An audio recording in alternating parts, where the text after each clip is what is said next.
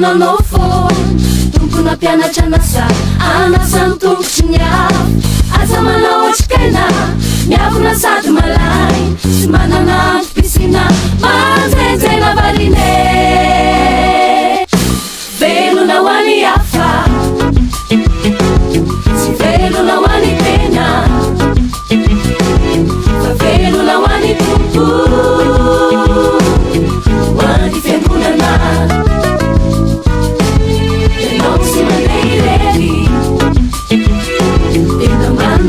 Sakasa Yara maduva amni Kristi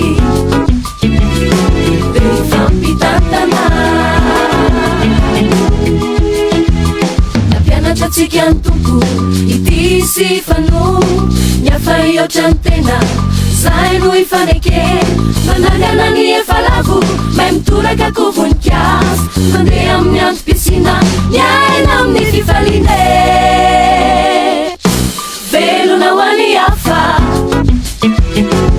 sy velona ho any tena fa velona ho any tompo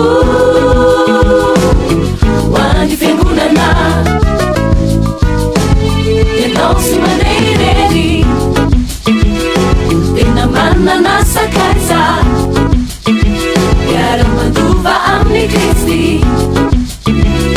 dia ifampitantana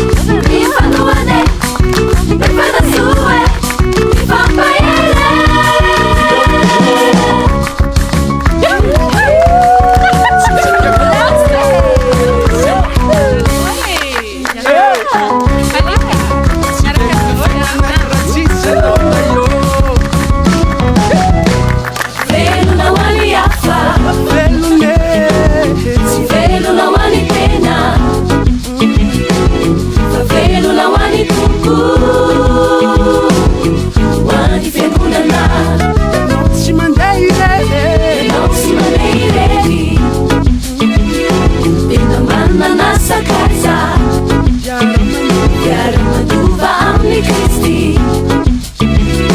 devi fammi tanta